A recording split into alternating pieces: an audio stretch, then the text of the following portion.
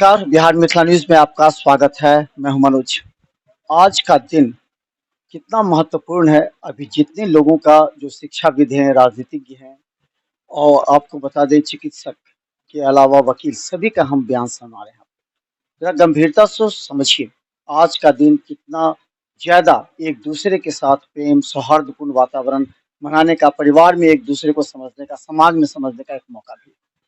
हमारे साथ हम बता दें कि जब्बू खां जी हैं, जो कि एक ऐसा चर्चित चेहरा है, जिनके हर बयान को लोग काफ़ी गंभीरता से लेते हैं और आज ईद के दिन इनके बयान आप तक पहुँचाना काफ़ी महत्वपूर्ण है, इसलिए हम आज आए हैं। प्रभु जी, सबसे पहले ईद की हार्दिक शुभकामनाएँ। आपको भी हार्दिक शुभकामनाएं। क्या कहेंगे पूरे जनता को इस बार एक नई ज़िम्मेवारी के साथ आपको जनता को ईद की शुभकामनाएँ।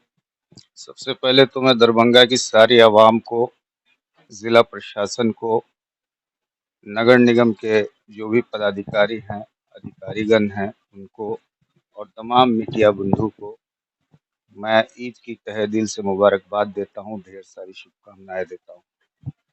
प्रभु जी, धीरे-धीरे देखा जा रहा है कि जैसे आज ईद है, तो सब एक दूसरे के साथ प्रेम, भाईचारा समाज में जी, बहुत लोगों ने कहा कि अब धीरे-धीरे वो कम होते जा रहा है। परिवार के अंदर, समाज के अंदर, देश के अंदर लोग धीरे-धीरे बँट रहे हैं। लोगों के बीच प्यार संदेश जो देना चाहिए वो कम हो रहा है। तो इसमें कैसे एक-दूसरे के साथ मेल-जोल हो, कैसे एक-दूसरे के साथ बढ़े समाज और जिले का, देश का विकास? देखिए, कोई भी मजहब जो है नफरत नहीं सिखाता है। कोई भी मजहब ये नहीं कहता है कि इंसान इंसान का दुश्मन हो। हर मजहब मोहब्बत सिखाता है। और ईद ऐसा पर्व है जो खुशियों का पर्व है, मोहब्बत का पर्व है, एक दूसरे के गिला और शिकवा को दूर करके गले मिलने का पर्व है। तो मैं समझता हूँ इसी तरह और भी त्योहार हैं हमारे यहाँ, होली है, जहाँ सब लोग एक रंग लगाते हैं, एक दूसरे को खुशियाँ मनाते हैं, एक दूसरे के घर पे जाते हैं। तो कोई भी मज़हब है, वो मोहब्बत सिखाता है, नफ़रत नहीं सिखाता है।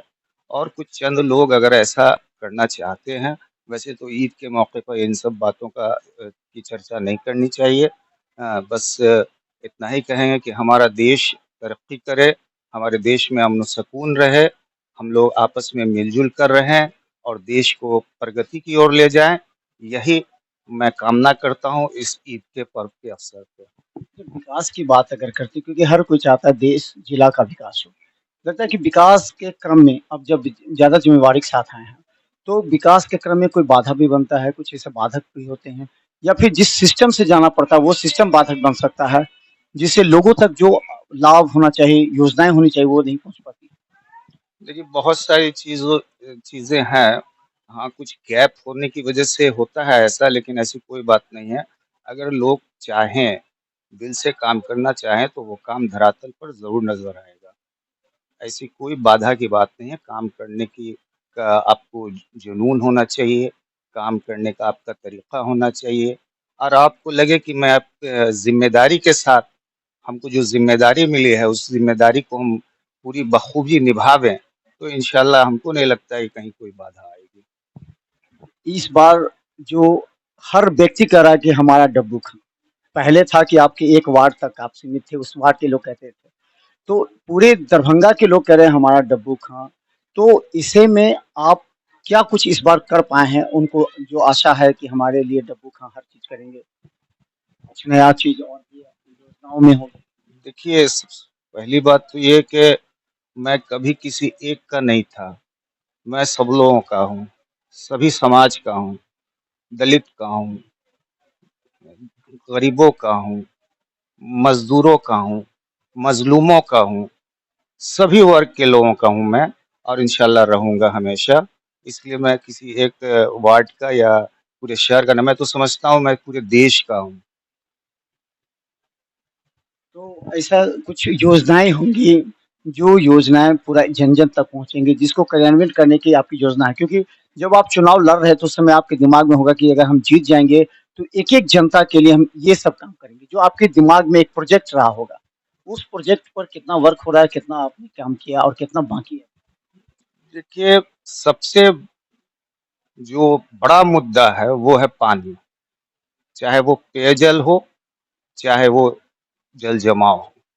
ये मुद्दा सबसे बड़ा मुद्दा है और सभी लोग यही मुद्दा लेकर जो है चुनाव में आए थे। तो हम लोगों की सबसे पहली प्राथमिकता है कि लोगों को शुद्ध पेयजल उपलब्ध कराना और जो शहर में जल जमाव होता है उससे निजात दिलाना। तो अभी तो 3 महीने हुए हैं, हाँ, शपथ ग्रहण को, अंजू मारो को शपथ ग्रहण लिए हुए, लेकिन फिर भी हम इसको बहुत ही बारीकी से देख रहे हैं कि किस तरह से अगर हम ये जंग जीत गए पानी की, तो बाकी जंग जो है बहुत आसान है। ये टफ है, लेकिन इंशाल्लाह इसको हम लोग दूर करेंगे। पानी की भी व्यवस्था कराएंगे, हर घर में जल पहुँचे, नल पहुँचे, ये हम लोगों की सोच है और हम लोगों का ये एम है, एम्बिशन है। और जल जमाव से मुक्त हो दरभंगा शहर, ये भी हमारा एक हम लोगों ने इसको ठाना है कि इससे किस तरह से हम लोगों को निजात दिलानी है, इस पे हम लोगों को भरपूर मेहनत करनी है। अंतिम सवाल, कितना सहयोग मिलता है आपको नगर निगम के वो कर्मचारी जो पहले अलग-अलग विभाग से काम करते हैं, अधिकारी अलग-अलग विभाग, पार्षद जो अलग-अलग खेमे में बँटे हुए थे। तो क्योंकि आप पूरे जनता ने आपको वोट दिया, तो कितना सहयोग मिल पा रहा है आपको आपके कार्यान्वयन काम को करने में? देखिए, हमारे पास एक तरह से समझिए मशीन तो है, लेकिन थोड़ा मशीन में ज़ंग पड़ गया है। तो इस ज़ंग को जो है छुड़ाने की ज़रूरत है और जिस दिन ये ज़ंग छूट छूट जाएगा तो इंशाल्लाह अपने आप जो है दरभंगा विकास की पटरी पे आ जाएगी। देखिए, जहाँ तक पेयजल की बात है, अभी आपको वाटर लेवल बहुत ही नीचे चला गया है। तो अविलंब हम लोगों ने हर वार्ड में 2-2 समरसेबल समरसेबल नहीं कहिए उसको बल्कि बोरिंग, 2-2 बोरिंग करा रहे हैं हम लोग। और आज शनिचर है, परसों 24 को इसका लॉटरी भी होगा, चूँकि इसकी निविदा हो चुकी है, टेंडर हो चुका है और इसी महीने से जो है हर वार्ड में 2-2 बोरिंग जो है गड़ना शुरू हो जाएगा। तो ये हम लोगों ने शुरुआत की है और इंशाल्लाह इसी तरह आगे बढ़ते रहेंगे, आ जाएगा। तो धन्यवाद।